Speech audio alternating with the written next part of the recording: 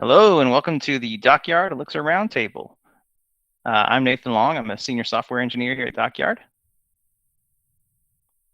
I'm Andrew Berrien. I'm an Elixir engineer here at Dockyard. I'm Mike Benz. I'm a staff software engineer here at Dockyard. Hey, I'm Zach Liss. I'm a senior software engineer at Dockyard. And this is Rockwell Schrock, also senior software Elixir engineer at Dockyard. Awesome. So we have a couple things we want to talk about today. The first thing is a library that Mike has just created that's pretty early stage right now, but related to another project that we've got ongoing. So the Beacon CMS is the ongoing project, and this new library is called Safe Code. So do you want to tell us about that, Mike? Sure. Yeah. So like you said, this is a very early stage kind of proof of concept or trying to see if this is even possible. But the idea is that in Beacon, in the Beacon CMS, which is a live view CMS we've been working on for the past month or so, we allow users to create their own templates and load those into Beacon. And so obviously there's a big question there on what's safe to load into the running theme, because obviously if you can load any code, you can do anything you want from that machine. So most likely we'll probably end up going with some sort of a DSL where we give specific things that people can type in and protect it that way. But either as a part of that or instead of that is the idea of just analyzing the code statically. Say, hey, is this stuff safe, right? Because if you want to add 1 + 1 and then percent equals, throw that in the template, like that's safe, right? But system.cmd, you can do pretty much anything you want, all sorts of bad things. And so the idea is, well, can we look at code and say, hey, is this actually safe to run and to load as a template? Because you could theoretically in a live view template, you could say, percent equals system.cmd rm rf, and it's over, right? So it's just like I said, it's a proof of concept. It's approaching it from a kind of a whitelist idea where there's the basic building blocks are allowed, like for loops and all sorts of the basic Elixir stuff that in and of itself can't isn't dangerous. And then obviously, so like enum.map is not dangerous, but if enum.map has system dot whatever as the function, that's bad. So so it's just right now it's got a couple of functions for Elixir and a couple of functions for Phoenix that it allows, and then it allows you to define your own set of allowed functions, which Beacon's taking advantage of that, because Beacon has its own DSL where there's a couple of functions you call direct that it then needs to whitelist. So so that's all it is. It's a proof of concept to test, and we'll see how it goes. Obviously, there's plenty of other ways to take down a system other than just statically, calling bad functions, but we'll take it one step at a time. So who are the players? Like, I'm trying to picture who all is involved in this. Like, there's the CMS is deployed to a web host somewhere, right? And then somebody is the administrator of that. Somebody is putting in posts, I guess, like blog posts or whatever. Who would be creating templates and who would be setting up what functions you're allowed to call in those templates? Yeah, I mean, and so that's going to depend on what your project is and who you have working on it. It could be anywhere from you're the only one doing it, and you just want to make sure you don't do something dumb and or whatever. all the way to, I could imagine like a multi-tenant hosted solution that where anyone along the line could potentially be a bad actor up to the, obviously the person that deploys it would be the one that would be trusted. But um, so then, yeah, it really depends what the situation is and how you would use it. But yeah, the idea would be that there would be end users, some sort of end user, whether they're administrators or slightly elevated users on the system that could define templates or components or whatever. And yeah, so that's how. Yeah, it depends. Okay, but you're envisioning that, like, if Acme Corp is using this CMS for their blog or whatever, somebody at Acme Corp can actually say, like, these functions are allowed. It doesn't have to be like built into Beacon that these functions are allowed.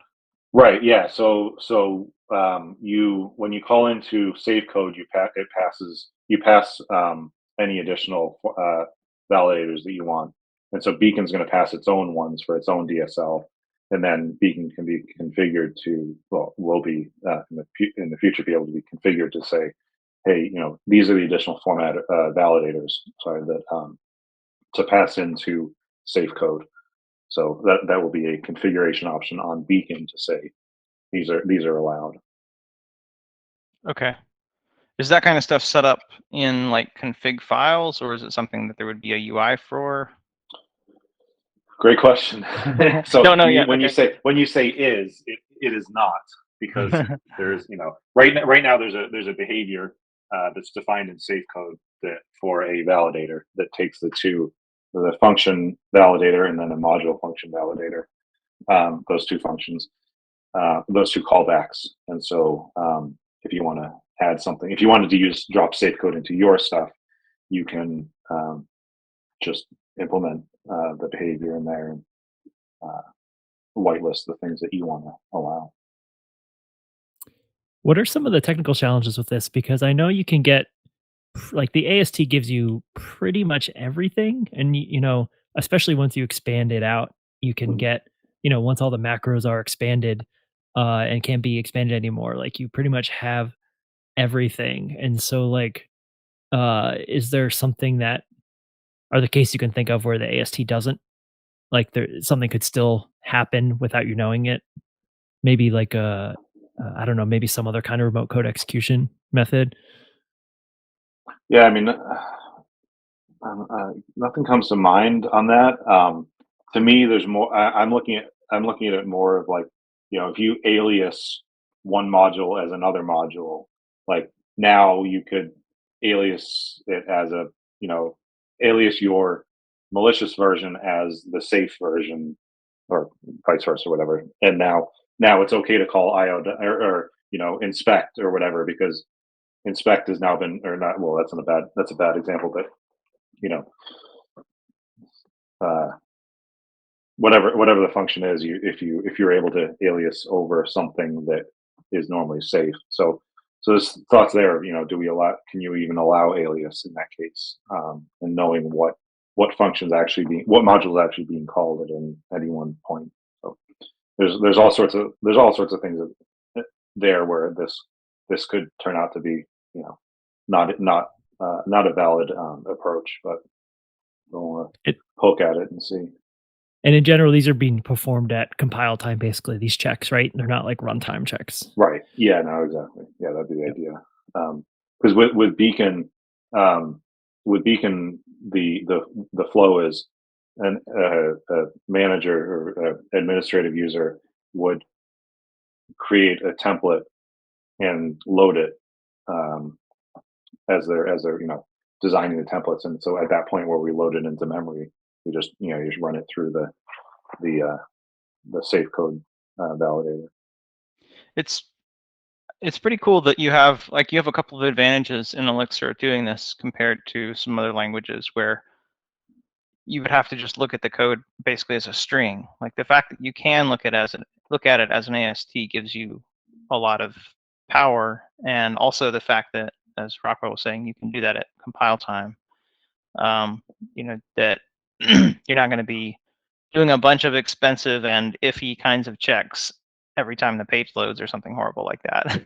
Right. Yeah. No, that'd be.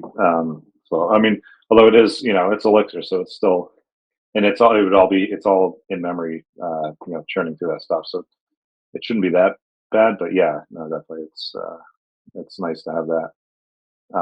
Yeah, and the approach is one, from I've done a bunch of work on, or a bunch of features for Credo, and so that it's a similar approach to that of grab the code, pull it into AST, and then just look for certain things in the AST. Or actually, I shouldn't call it AST. In Elixir, we call it. I found this out last week. In Elixir, we call them quoted strings, not AST.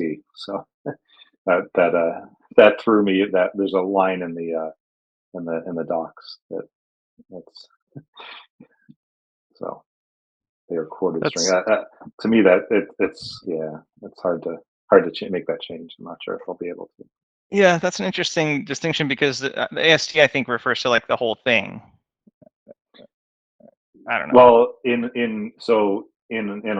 Elixir, at least how I read the docs, the idea is that the concept of AST as a whole, what is called AST in other languages is called quoted strings in Elixir. They're supposed to be so. Okay. So I'm looking at the code and I see you're using macro prewalk, and you're calling a function you've got called valid node. And then you have some like predefined function heads for that are like, if it's a binary, it's fine, right? Yeah. And then when you get down to functions, that's when you call out to, okay, let's go look at our list of safe functions. Is this going to be allowed? Yeah. So there's two layers. There's with the way the AST presents to you, you have direct functions. So like if you call it inspect, it shows up one way in the AST. But if you call io.inspect, that's obviously calling a module and a function. So there's two checks. There's the callbacks that we allow for custom validators. Take those two things: a module and a function, or just a function, meaning it's being called right there. Because one of the problems with the AST approach is we actually we are not positive where exactly it's being called just by looking at the AST. So if a call to inspect might be calling kernel.inspect, but if there's no way to tell the difference between kernel.inspect and a local inspect function, because the AST just says, hey, it's calling inspect.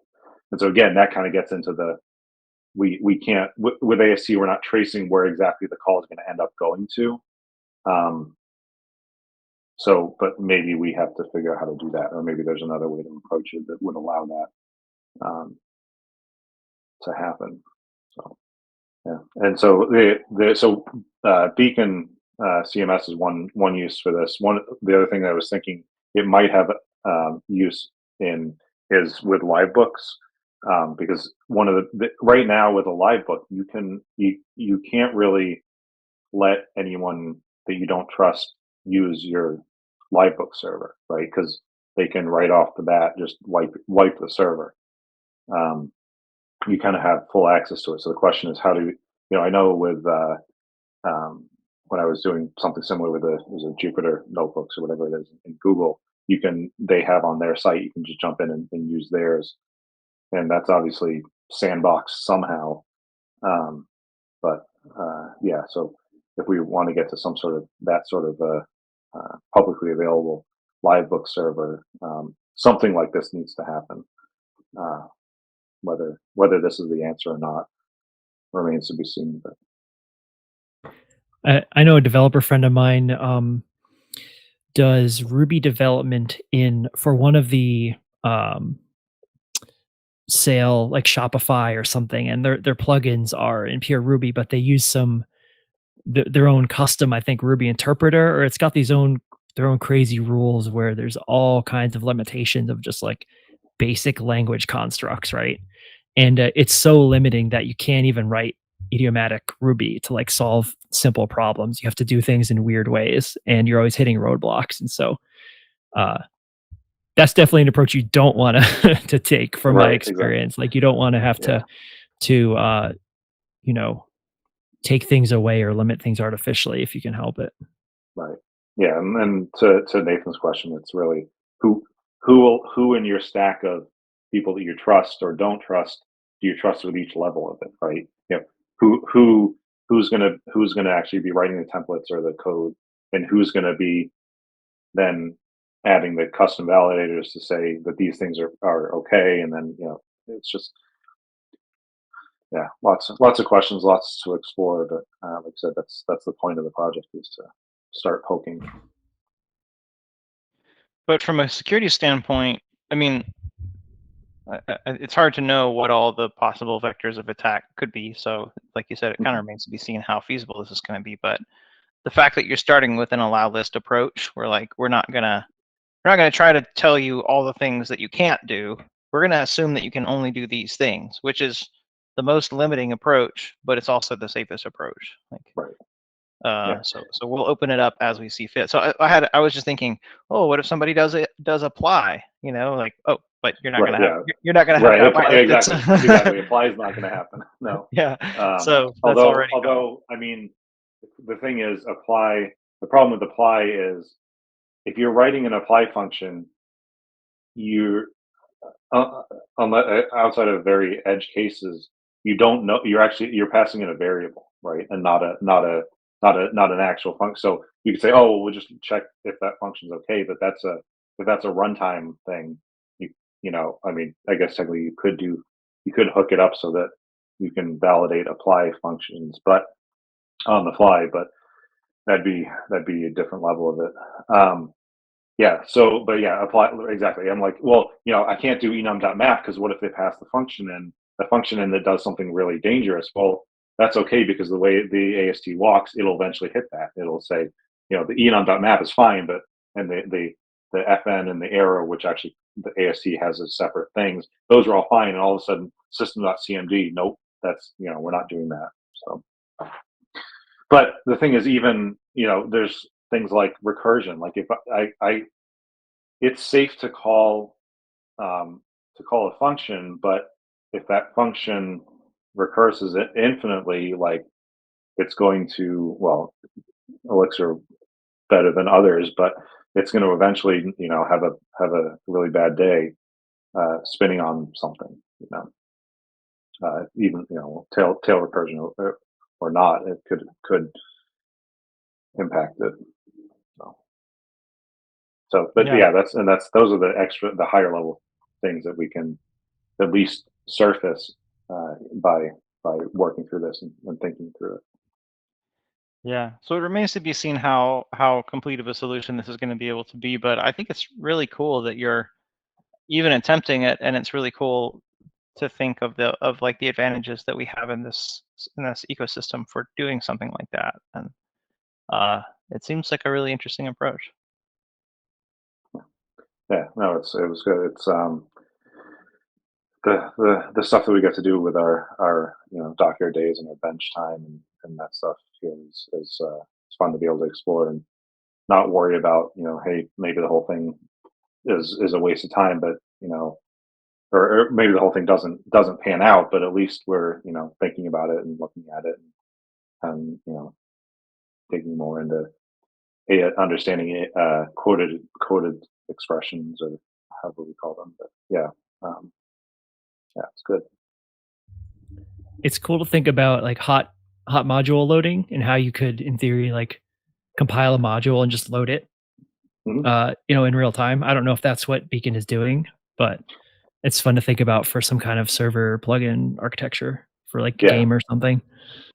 Yep. Yeah, that's exactly it, and that's Brian's vision for Beacon. That's kind of the magic that's going on, and it actually just worked out well that I'd done the work that I did with the Cobalt to Elixir. In order to test stuff, I had to do like code loading there. So I actually knew the part that was supposed to be the proof of concept for the month block that I was working on it. Like I had done in like 20 minutes because it was just copying code, and I understood and knew that code dot parse or whatever the function is that you call, and it's very simple, and just that worked out well. So we were able to move the project forward pretty fast.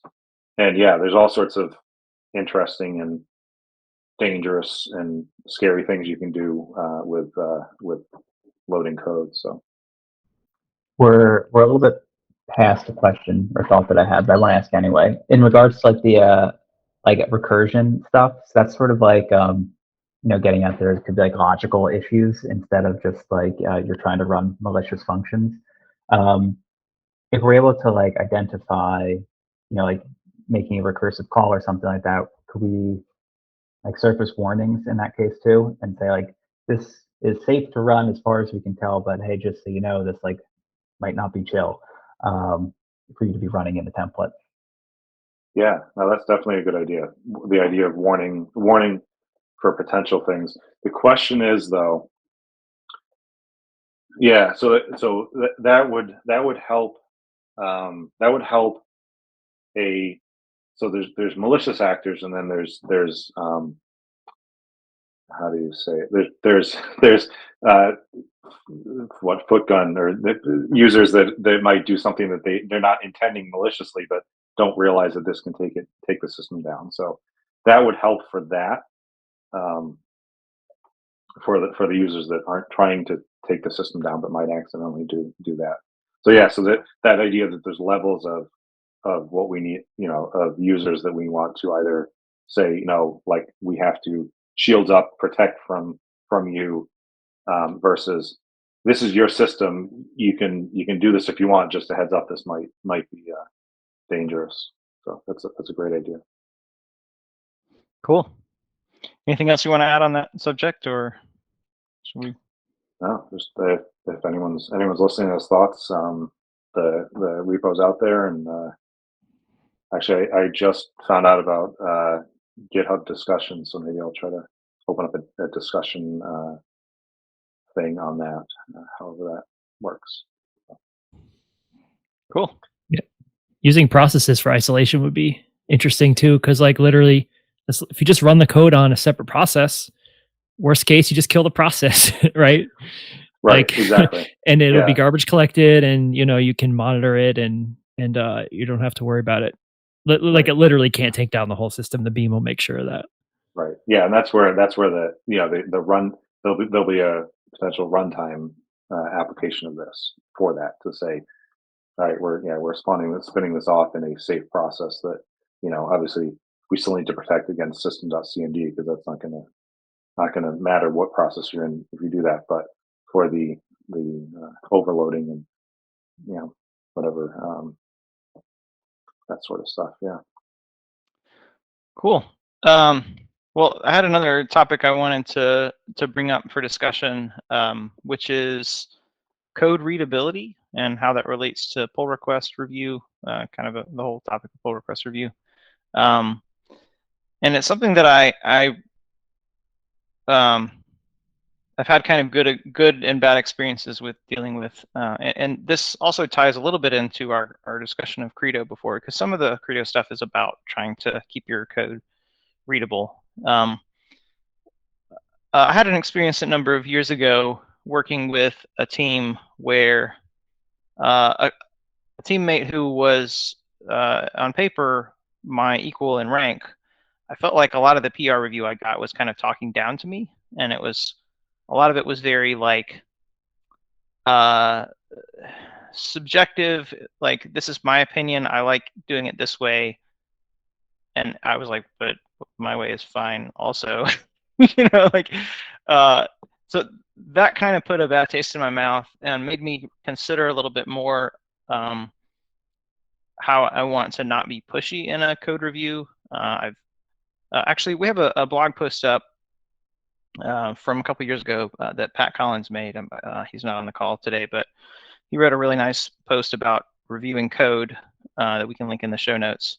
And he talked about things like being kind, treating somebody as an equal, even if they're more senior or more junior than you, asking questions instead of making statements.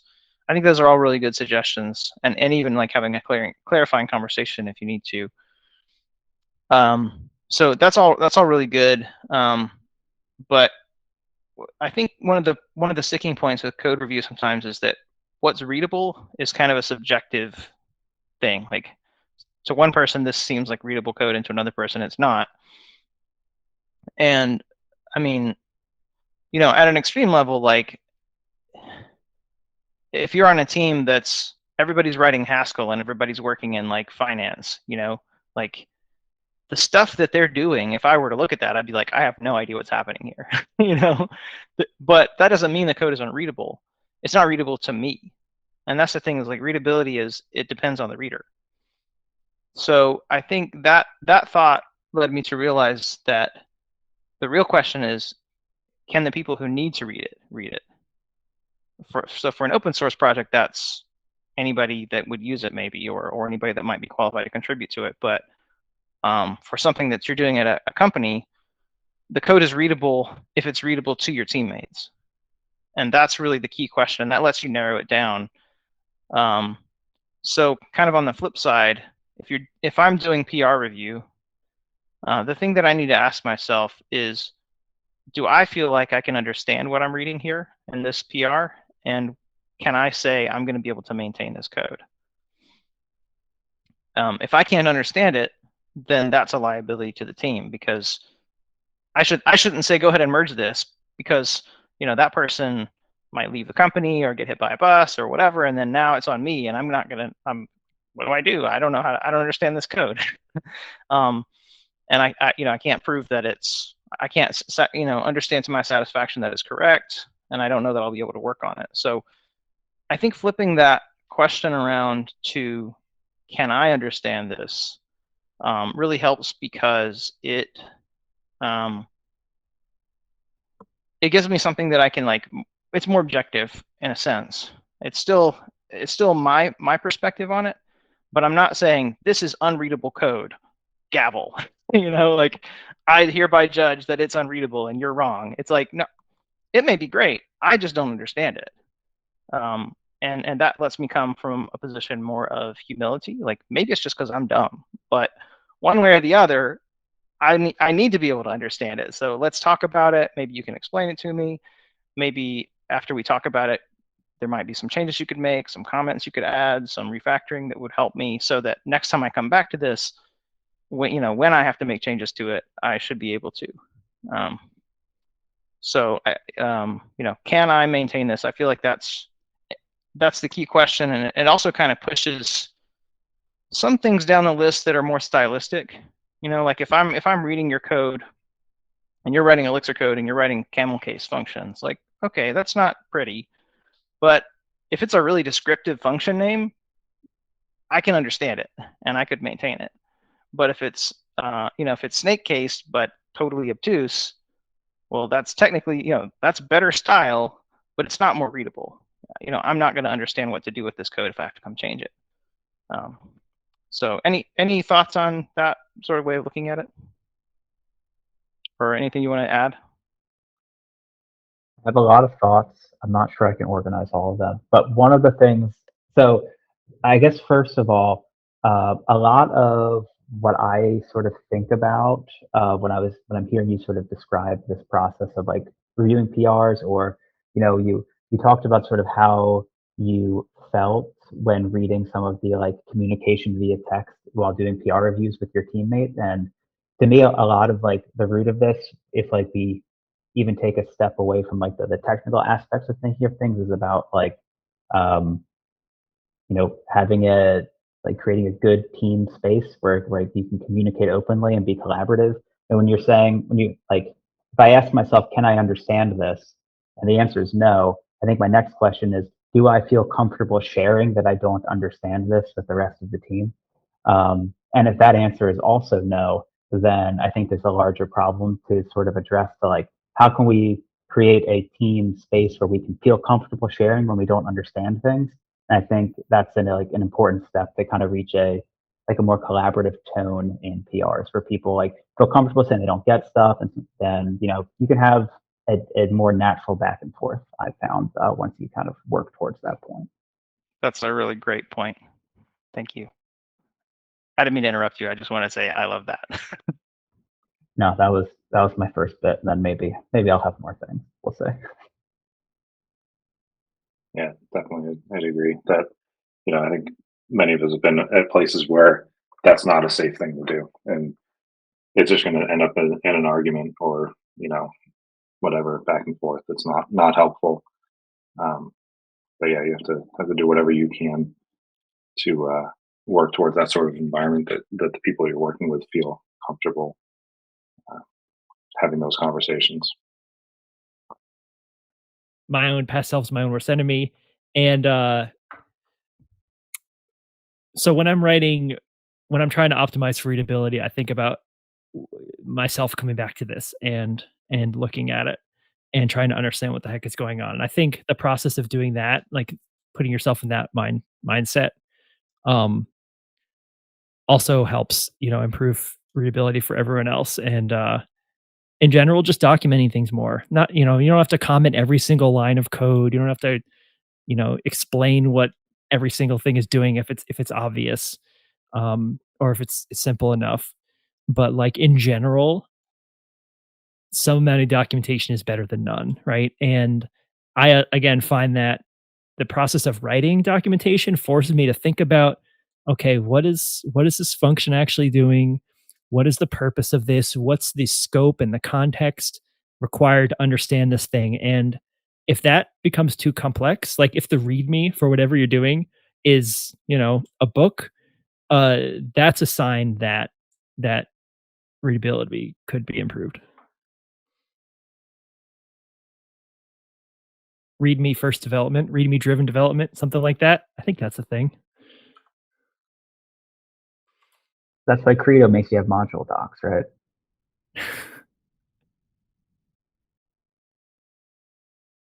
Credo has a lot of opinions.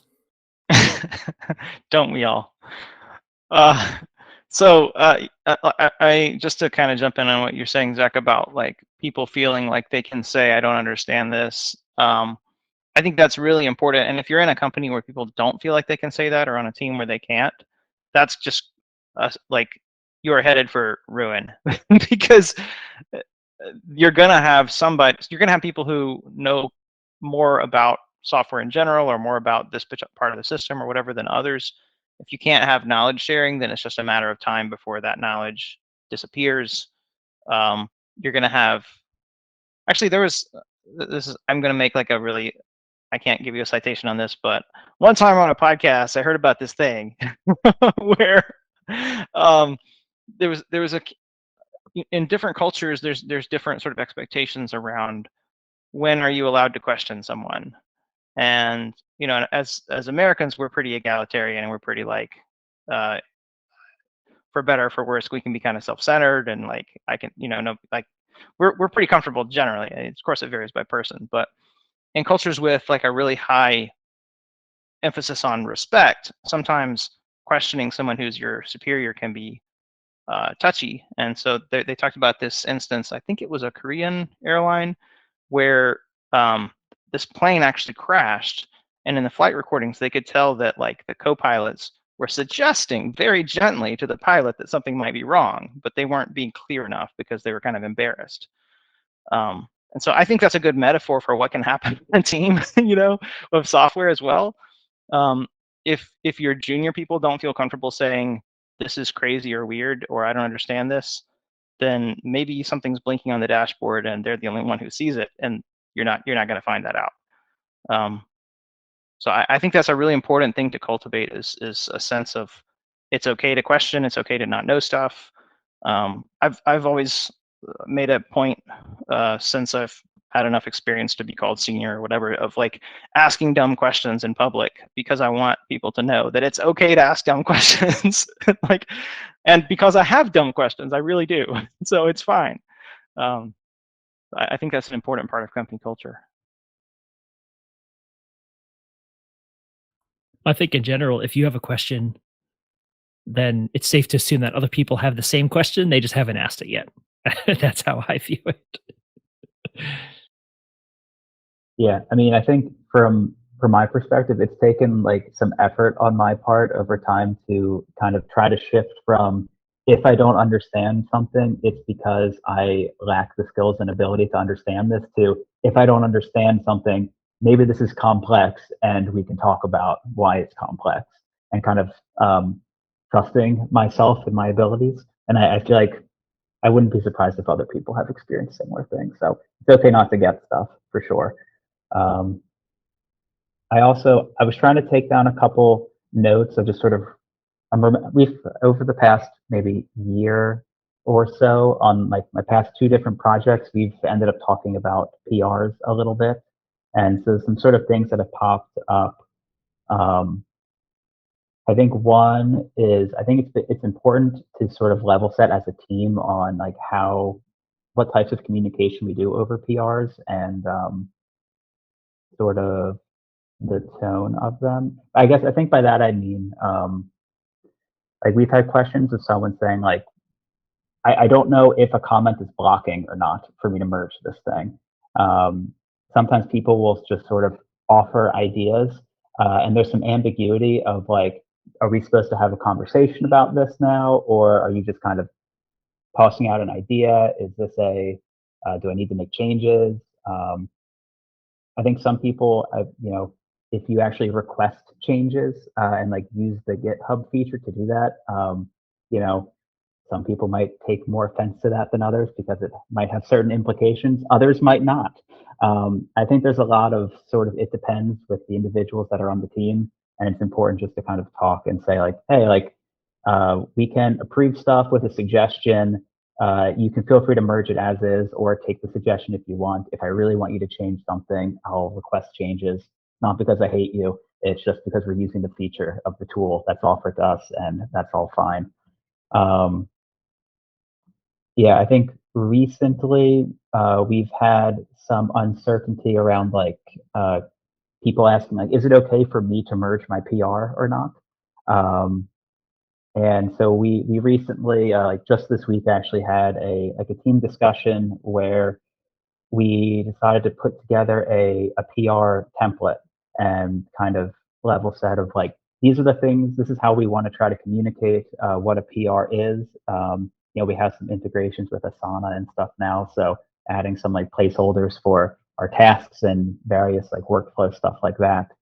And then as a team, we like discussed we made a checklist of like, if this checklist is satisfied, then you can merge your own PR. And if it's not, then do something else. And just sort of defining those things as a team and kind of removing ambiguity, I think it has helped. We're going to be kind of checking back in the next 2 weeks to see how this goes. We just started trying this like yesterday or the day before. So not many PRs have rolled through with the template yet, but maybe in the next time around we can give a little update, see how it's going. But I think always having those conversations and being open to shifting approaches to communication and workflow is a good move. Cool. Yeah, and I think anytime you're working in a text medium, as you alluded to earlier, it's a little more challenging than face-to-face communication. It's easier to misinterpret stuff. So all the more need to like over communicate. So if you don't have that kind of formal process in place and you're leaving a comment on a PR, you might want to say something like, hey, I really think this needs to be changed. Or you might want to say, what do you think about doing it this way? Up to you, go either way, like, so that it's really clear to them that if they want to just keep it like it is, that's fine. Over communicating is a big deal in text. Any other thoughts anybody want to add? All right. Well, I think we can call it a wrap then.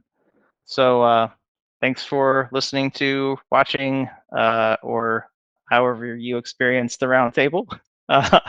If you enjoyed the show, please create an interpretive dance expressing your delight and perform it for your most elderly relative. Bye. Thanks. See you. Is that homework? Yes.